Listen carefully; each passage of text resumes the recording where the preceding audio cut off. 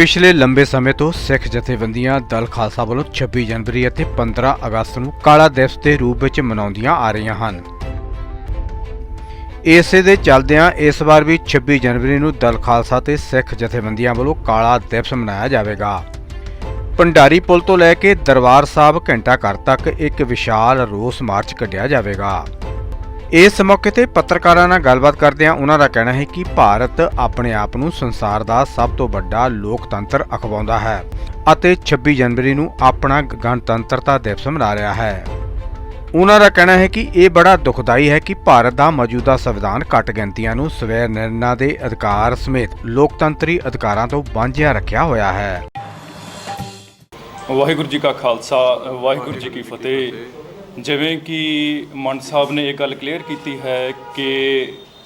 ਭਾਰਤ ਨੂੰ ਸੰਵਿਧਾਨ ਮਿਲਿਆ ਨੂੰ, ਇਹਦੀ ਬਣਤਰ ਹੋਏ ਨੂੰ 70 ਸਾਲ ਤੋਂ ਪਲੱਸ ਹੋ ਗਏ ਨੇ, ਪਰ ਜਿਹੜੀ ਕੌਮ ਨੇ ਇਸ ਦੇਸ਼ ਦੇ ਲਈ ਸਭ ਤੋਂ ਜ਼ਿਆਦਾ ਸਿਰ ਵਾਰੇ ਨੇ, ਫਾਂਸੀ ਦੇ ਫੰਦੇ ਚੁੰਮੇ ਨੇ, ਕੁਰਬਾਨੀਆਂ ਕੀਤੀਆਂ ਨੇ, ਕਾਲੇ ਪਾਣੀ ਦੀ ਸਜ਼ਾਵਾਂ ਹੰਢਾਈਆਂ ਨੇ, ਉਸ ਕੌਮ ਨੂੰ ਕਿਤੇ ਨਾ ਕਿਤੇ ਨੁਕਰੇ ਕੀਤਾ ਜਾ ਰਿਹਾ। ਭਾਵੇਂ ਉਹ 47 ਦੀ ਵੰਡ ਪੰਜਾਬ ਦੇ ਵਿੱਚੋਂ ਹੋਵੇ, ਭਾਵੇਂ ਉਹ ਬਾਅਦ ਚੋਂ ਹਰਿਆਣਾ ਹਿਮਾਚਲ ਬਣ ਜਾਣਾ ਹੋਵੇ,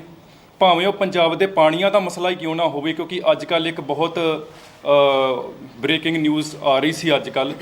ਕਿ ਵੀ ਸਰਸਵਤੀ ਨਦੀ ਜਿਹੜੀ ਹੈ ਕਈ ਹਜ਼ਾਰ ਸਾਲ ਪਹਿਲਾਂ ਚੱਲਦੀ ਸੀ, ਤਾਂ ਉਸ ਨੂੰ ਰਿਵਾਈਵ ਕਰਨ ਦੇ ਲਈ MOU ਦਿੱਤਾ ਜਾਣਾ ਹੈ ਹਿਮਾਚਲ ਪ੍ਰਦੇਸ਼ ਦੇ CM ਤੇ ਹਰਿਆਣਾ ਦੇ CM। ਮੈਂ ਪੁੱਛਣਾ ਚਾਹੁੰਦਾ ਹੈ ਕਿ ਪੰਜਾਬ ਦੇ ਪਾਣੀਆਂ ਦੀ ਕੀਮਤ ਨਹੀਂ, ਕਿ ਪੰਜਾਬ ਦੇ ਜੋ ਪਾਣੀ ਸੀ ਉਹਨਾਂ ਦੀ ਕੀਮਤ ਘੱਟ ਹੈ, ਜੋ ਦਰਿਆ ਆਲਰੇਡੀ ਵਗ ਰਹੇ ਨੇ, ਜੋ ਸਾਡਾ ਬਣਦਾ ਹੱਕ ਹੈ ਕਿ ਉਹ ਸਾਨੂੰ ਮਿਲਣਾ ਨਹੀਂ ਚਾਹੀਦਾ। ਇਹਦੇ ਸੰਬੰਧ 'ਚ ਵੀ ਪ੍ਰੋਟੈਸਟ ਹੋਏਗਾ। ਦੂਸਰਾ ਕਿ ਕਿਤੇ ਨਾ ਕਿਤੇ ਆਪਾਂ ਵੇਖਦੇ ਹਾਂ ਕਿ ਕਨਸਟੀਟਿਊਸ਼ਨਲ ਅਮੈਂਡਮੈਂਟਸ ਕਰਕੇ ਯੂਨੀਲੈਟਰਲ ਕੰਟਰੋਲ ਜਿਹੜਾ ਹੈ ਉਹ ਗਵਰਨਮੈਂਟ ਸਿੱਖਾਂ ਨੂੰ ਅਪਰੈਸ ਕਰਨ ਦੇ ਵਿੱਚ ਆਪਣਾ ਯੂਜ਼ ਕਰਦੀ ਹੈ। ਉਹ ਭਾਵੇਂ ਇਹ ਫਾਰਮ ਲਾਜ਼ ਦੀ ਗੱਲ ਆਪਾਂ ਕਰ ਲਈਏ, ਭਾਵੇਂ ਆਪਾਂ ਜੇ ਇਨ ਰੈਟਰੋਸਪੈਕਟ ਆਪਾਂ ਗੱਲ ਕਰਨੀ ਹੈ, ਵੀ ਕੈਨ ਟਾਕ ਅਬਾਊਟ ਕਿ ਜੀ ਜਿਹੜੀ 25B ਹੈ ਉਹਦੇ ਖਿਲਾਫ ਵੀ ਜਿਹੜਾ ਹੈ ਪ੍ਰੈਜ਼ੀਡੈਂਟ ਨੂੰ ਉਹ ਅਪੀਲ ਕੀਤੀ ਗਈ ਸੀ, ਬਟ ਪ੍ਰੈਜ਼ੀਡੈਂਟ ਨੇ ਉਹਨੂੰ ਨਕਾਰ ਦਿੱਤਾ ਸੀ। ਉਹ ਭਾਵੇਂ ਆਨੰਦ ਮੈਰਿਜ ਐਕਟ ਹੋਵੇ। ਕਹਿਣ ਤੋਂ ਭਾਵ ਹੈ ਕਿ ਬਹੁਤ ਸਾਰੇ ਐਸੇ ਮਸਲੇ ਨੇ ਜੋ ਸਿੱਖ ਚਾਹੁੰਦੇ ਨੇ ਕਿ ਉਹਨਾਂ ਦਾ ਹੱਲ ਹੋਵੇ। Then all the way from 1947 to 84 ਸਾਡੇ ਨਾਲ ਕੀ ਹੋਇਆ, ਫਿਰ Operation Blue Star, Operation Black Thunder, Operation Wood Rose, Operation Night Dominants, ਇਹ ਸਾਰੇ ਜਿਹੜੇ ਹੈ ਇੱਕ ਲੀਗਲ ਪ੍ਰੋਸੀਜਰ ਦੇ ਨਾਲ ਇਹਨਾਂ ਦਾ ਨੇਮ ਦੇ ਕੇ ਕਿ ਜੀ ਇਹ ਲੀਗਲ ਨੇ, ਉਹਨਾਂ ਨੂੰ ਸਿੱਖਾਂ ਦੇ ਖਿਲਾਫ ਜਿਹੜਾ ਹੈ ਉਹ ਵਰਤਿਆ ਜਾਂਦਾ, ਪੰਜਾਬੀਆਂ ਦੇ ਖਿਲਾਫ ਜਿਹੜਾ ਹੈ ਉਹ ਵਰਤਿਆ ਜਾਂਦਾ। ਜੋ ਸਾਡੇ ਅਧਿਕਾਰ ਨੇ ਉਹਨਾਂ ਨੂੰ ਖੋਹਣ ਦੀ ਜੋ ਸਾਜ਼ਿਸ਼ ਹੈ ਉਹ ਸਰਕਾਰ ਬਾਰ-ਬਾਰ ਕਰਦੀ ਆ ਰਹੀ ਹੈ। ਮੈਂ ਪੁੱਛਣਾ ਚਾਹੁੰਦਾ ਹੈ ਕਿ ਕੀ ਪੰਜਾਬੀਆਂ ਦੀ ਕੰਟਰੀਬਿਊਸ਼ਨਸ ਜਾਂ ਸਿੱਖਾਂ ਦੀ ਕੰਟਰੀਬਿਊਸ਼ਨਸ ਇਸ ਦੇਸ਼ ਦੀ ਆਜ਼ਾਦੀ ਦੇ ਵਿੱਚ, ਕਿਉਂਕਿ ਆਜ਼ਾਦੀ ਨੂੰ ਹੀ ਸਮਰਪਿਤ ਇਹ ਵੀ ਦਿਹਾੜਾ ਹੁੰਦਾ ਹੈ, ਸਾਡੀ ਫਰੀਡਮ ਨੂੰ ਸਮਰਪਿਤ ਇਹ ਵੀ ਦਿਹਾੜਾ ਹੁੰਦਾ ਹੈ, ਸੋ ਸਿੱਖ ਵੀ ਉਸ ਫਰੀਡਮ ਦਾ ਨਿੱਘ ਮਾਣਨਾ ਚਾਹੁੰਦੇ ਨੇ। ਸੋ ਸਾਡਾ ਉਹ ਜਿਹੜਾ ਇੱਕ ਫਰੀਡਮ ਹੈ ਉਸ ਨੂੰ ਕਿਉਂ ਬਾਰ-ਬਾਰ ਸਰਕਾਰ ਜਿਹੜਾ ਉਹ ਪ੍ਰੈਸ ਕਰਕੇ ਤੇ ਖੋਇਆ ਜਾ ਰਿਹਾ। ਤੇ ਜੋ ਅੱਜ ਕੱਲ੍ਹ ਦਾ ਇੱਕ ਹੋਰ ਇਸ਼ੂ ਹੈ ਜਿਹਦੇ ਤੇ ਮੈਂ ਚਾਨਣਾ ਪਾਉਣਾ ਚਾਹਾਂਗਾ ਤੇ ਫਿਰ ਭਾਈ ਸਾਹਿਬ ਉਹਨੂੰ ਐਕਸਪਲੇਨ ਕਰਨਗੇ, ਕਿ ਬੰਦੀ ਸਿੱਖਾਂ ਦੀ ਰਿਹਾਈ। ਕਿ ਅਸੀਂ ਬਾਰ-ਬਾਰ ਦੇਖਦੇ ਹਾਂ ਕਿ ਇੱਕ ਪਾਸਿਓਂ ਸਾਨੂੰ ਵਨ ਹੈਂਡ ਫਰੀਡਮ ਦਿੱਤੀ ਜਾਂਦੀ ਹੈ, ਦੂਸਰੇ ਹੱਥ ਸਾਡੇ ਤੋਂ ਉਹ ਖੋਈ ਜਾਂਦੀ ਹੈ। ਸੋ ਇਹ ਐਸਾ ਕਿਉਂ ਹੋ ਰਿਹਾ ਹੈ? ਤੇ ਜਿੱਥੇ ਤੱਕ ਬੰਦੀ ਸਿੱਖਾਂ ਦੀ ਗੱਲ ਆਉਂਦੀ ਹੈ ਤੇ ਅਸੀਂ ਇਸ ਕਾਰਨ ਨਹੀਂ ਇਸ ਇਸ਼ੂ ਨੂੰ ਲੈ ਕੇ ਆ ਰਹੇ ਕਿਉਂਕਿ ਜੀ ਇਲੈਕਸ਼ਨਸ ਆ ਰਹੀਆਂ ਨੇ, ਨੋ, ਇਹ ਬਹੁਤ ਦੇਰ ਦਾ ਮਸਲਾ ਹੈ। ਪਰ ਬਿਕੋਜ਼ ਨਾਓ ਫੋਰ ਐਗਜ਼ਾਮਪਲ ਕਿ ਭੁੱਲਰ ਸਾਹਿਬ ਦਾ ਮਸਲਾ ਹੈ,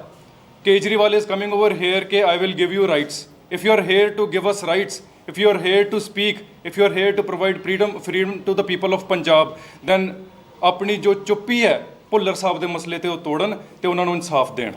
ਸੋ ਇਸੇ ਸੰਦਰਭ ਦੇ ਵਿੱਚ ਸਾਡਾ ਜੋ ਪ੍ਰੋਟੈਸਟ ਹੈ 26 ਤਰੀਕ ਨੂੰ ਉਹ 3 ਯੂਥ ਆਰਗੇਨਾਈਜੇਸ਼ਨਸ ਤੇ ਦਲ ਖਾਲਸਾ ਵੱਲੋਂ ਜਿਹੜਾ ਕੀਤਾ ਜਾ ਰਿਹਾ ਹੈ। ਵਾਹਿਗੁਰੂ ਜੀ ਕਾ ਖਾਲਸਾ, ਵਾਹਿਗੁਰੂ ਜੀ ਕੀ ਫਤਿਹ। ਵਾਹਿਗੁਰੂ ਜੀ ਕੀ ਫਤਿਹ। ਸੋ 26 ਜਨਵਰੀ 1950 ਨੂੰ ਜਿਹੜਾ ਭਾਰਤ ਦਾ ਜਿਹੜਾ ਸੰਵਿਧਾਨ ਸੀ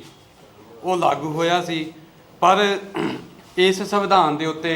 ਜਿਹੜੇ ਸਿੱਖ ਨੁਮਾਇੰਦੇ ਸਨ ਉਹਨਾਂ ਨੇ ਦਸਤਖਤ ਨਹੀਂ ਕੀਤੇ ਸਨ, ਸਰਦਾਰ ਭੁਪਿੰਦਰ ਸਿੰਘ ਜੀ ਅਤੇ ਸਰਦਾਰ ਹੁਕਮ ਸਿੰਘ ਜੀ, ਕਿਉਂਕਿ ਇਸ ਸੰਵਿਧਾਨ ਦੇ ਵਿੱਚ ਸਿੱਖਾਂ ਦੀ ਜਿਹੜੀ ਵੱਖਰੀ ਹੋਂਦ ਹਸਤੀ ਆ, ਸਿੱਖਾਂ ਦਾ ਜਿਹੜਾ ਨਿਆਰਾਪਨ ਆ ਉਹਨੂੰ ਨਹੀਂ ਮੰਨਿਆ ਗਿਆ। ਜਿਹੜਾ ਸਿੱਖ ਧਰਮ ਆ ਉਹ ਇੱਕ ਵੱਖਰਾ ਧਰਮ ਆ, ਸਿੱਖ ਕੌਮ ਇੱਕ ਵੱਖਰੀ ਕੌਮ ਆ, ਪਰ ਹਿੰਦੂ ਮਤ ਨੇ ਜਿਵੇਂ ਬੁੱਧ ਧਰਮ ਨੂੰ ਅਤੇ ਜੈਨ ਮਤ ਨੂੰ ਆਪਣੇ ਦੇ ਵਿੱਚ ਨਿਗਲ ਲਿਆ, ਇਸੇ ਤਰ੍ਹਾਂ ਸਿੱਖ ਧਰਮ ਨੂੰ ਵੀ ਆਪਣੇ ਵਿੱਚ ਨਿਗਲਣ ਦੀ ਜਿਹੜੀ ਕੋਸ਼ਿਸ਼ ਆ ਉਹ ਕੀਤੀ। ਹਾਲਾਂਕਿ 1947 ਦੀ ਅਖੌਤੀ ਆਜ਼ਾਦੀ ਤੋਂ ਪਹਿਲਾਂ ਸਿੱਖਾਂ ਦੇ ਨਾਲ, ਸਿੱਖ ਨੁਮਾਇੰਦਿਆਂ ਦੇ ਨਾਲ ਹਿੰਦੂ ਹਾਕਮਾਂ ਨੇ ਇਹ ਵਾਅਦੇ ਕੀਤੇ ਸਨ ਕਿ ਉੱਤਰੀ ਭਾਰਤ ਦੇ ਵਿੱਚ ਸਿੱਖਾਂ ਨੂੰ ਇੱਕ ਅਜਿਹਾ ਖਿੱਤਾ ਦਿੱਤਾ ਜਾਵੇਗਾ ਜਿੱਥੇ ਸਿੱਖ ਆਜ਼ਾਦੀ ਦਾ ਜਿਹੜਾ ਨਿੱਘ ਆ ਉਹ ਮਾਣ ਸਕਣਗੇ। ਅਤੇ ਇਸੇ ਤਰ੍ਹਾਂ ਇਹ ਵੀ ਗੱਲ ਆਖੀ ਗਈ ਸੀ ਨਹਿਰੂ, ਗਾਂਧੀ ਅਤੇ ਪਟੇਲ ਵਰਗੇ ਹਾਕਮਾਂ ਤੋਂ ਕਿ ਆਜ਼ਾਦੀ ਤੋਂ ਬਾਅਦ ਕੋਈ ਵੀ ਅਜਿਹਾ ਜਿਹੜਾ ਕਾਨੂੰਨ ਆ ਉਹ ਪਾਸ ਨਹੀਂ ਕੀਤਾ ਜਾਵੇਗਾ ਜਿਹੜਾ ਸਿੱਖਾਂ ਨੂੰ ਮਨਜ਼ੂਰ ਨਹੀਂ ਹੋਵੇਗਾ। ਪਰ 1947 ਦੀ ਆਜ਼ਾਦੀ ਤੋਂ ਬਾਅਦ ਹਿੰਦੂ ਹਾਕਮਾਂ ਨੇ ਸਿੱਖਾਂ ਦੇ ਨਾਲ ਜਿਹੜੇ ਵਿਤਕਰੇ ਆ, ਬੇਇਨਸਾਫੀਆਂ ਆ, ਜ਼ੁਲਮ ਆ, ਉਹ ਕਰਨੇ ਸ਼ੁਰੂ ਕਰ ਦਿੱਤੇ ਕਿ ਕਿਵੇਂ 2 ਮਹੀਨਿਆਂ ਬਾਅਦ ਹੀ ਜਿਹੜਾ ਸਾਨੂੰ ਜਰਾਇਮ ਪੇਸ਼ਾ ਜਿਹੜੀ ਕੌਮ ਐਲਾਨਿਆ ਇਹਨਾਂ ਦੇ ਵੱਲੋਂ ਗਿਆ ਆ। ਫਿਰ ਬੋਲੀਆਂ ਦੇ ਆਧਾਰ ਤੇ ਜਦੋਂ ਸੂਬੇ ਬਣਦੇ ਆ ਉਦੋਂ ਵੀ ਸਾਡੇ ਨਾਲ ਜ਼ੁਲਮ, ਧੱਕਾ, ਜਿਹੜਾ ਵਿਤਕਰਾ ਆ ਉਹ ਕੀਤਾ ਗਿਆ। ਕੌਮ ਨੂੰ ਲੰਬਾ ਜਿਹੜਾ ਸੰਘਰਸ਼ ਆ ਉਸ ਸਮੇਂ ਲੜਨਾ ਪੈਂਦਾ ਆ। ਤਕਰੀਬਨ 50,000 ਤੋਂ ਵੱਧ ਸਿੱਖਾਂ ਨੂੰ ਜਿਹੜੀਆਂ ਗ੍ਰਿਫਤਾਰੀਆਂ ਆ ਉਹ ਦੇਣੀਆਂ ਪੈਂਦੀਆਂ ਆ ਤੇ ਬਹੁ ਗਿਣਤੀ ਦੇ ਲਈ ਜਿਹੜਾ ਹੋ ਰਿਹਾ ਸਿੱਖਾਂ ਦੇ ਨਾਲ ਜਿਹੜੇ ਧੱਕੇ, ਜ਼ੁਲਮ, ਵਿਤਕਰੇ ਆ ਉਹ ਕੀਤੇ ਜਾਂਦੇ ਆ। ਸੋ ਇਸ ਕਰਕੇ 26 ਜਨਵਰੀ ਦੇ ਜਿਹੜੇ ਜਸ਼ਨ ਆ ਉਹ ਸਾਡੇ ਲਈ ਕੋਈ ਮਾਇਨੇ ਨਹੀਂ ਰੱਖਦੇ। ਅਸੀਂ ਇਹਨਾਂ 26 ਜਨਵਰੀ ਦੇ ਜਸ਼ਨਾਂ ਦਾ ਜਿਹੜਾ ਬਾਈਕਾਟ ਆ ਉਹ ਕਰਦੇ ਆ ਤੇ ਇਸ ਦਿਨ ਜਿਹੜਾ ਅਸੀਂ ਰੋਸ ਦਿਵਸ ਵਜੋਂ ਮਨਾਵਾਂਗੇ। ਕਾਲੇ ਝੰਡੇ ਲੈ ਕੇ ਅਸੀਂ ਸੜਕਾਂ ਦੇ ਉੱਤੇ ਉਤਰਾਂਗੇ। ਜਿਸ ਤਰੀਕੇ ਨਾਲ ਮੇਰੇ ਸਾਥੀਆਂ ਨੇ 26 ਜਨਵਰੀ ਨੂੰ ਇੱਕ ਬਲੈਕ ਡੇ ਮਨਾਉਣ ਦਾ ਅਸੀਂ ਜਿਹੜਾ ਪ੍ਰਣ ਕੀਤਾ ਹੈ ਨੌਜਵਾਨ ਜਥੇਬੰਦੀਆਂ ਨੇ, ਉਹਦੇ ਵਿੱਚ ਜਿਸ ਤਰੀਕੇ ਨਾਲ ਇਸ ਸੰਵਿਧਾਨ ਦੀ ਆੜ ਹੇਠ ਲਗਾਤਾਰ ਪਿਛਲੇ ਲੰਮੇ ਸਮੇਂ ਤੋਂ, ਅੱਜ ਤੋਂ 72 ਸਾਲ ਤੋਂ ਲਗਾਤਾਰ ਪੰਜਾਬ ਨੂੰ, ਸਿੱਖਾਂ ਨੂੰ, ਚੰਡੀਗੜ੍ਹ ਦਾ ਮਸਲਾ ਜਾਂ ਇੱਥੇ ਹਿਮਾਚਲ ਨੂੰ ਦੇ ਦਿੱਤਾ ਜਾਂਦਾ ਹਿੱਸਾ, ਹਰਿਆਣੇ ਨੂੰ ਦੇ ਦਿੱਤਾ, ਅਲੱਗ-ਅਲੱਗ ਮਸਲਿਆਂ ਦੇ ਉੱਪਰ ਜਿਹੜੀ ਗੱਲ ਕੀਤੀ ਹੈ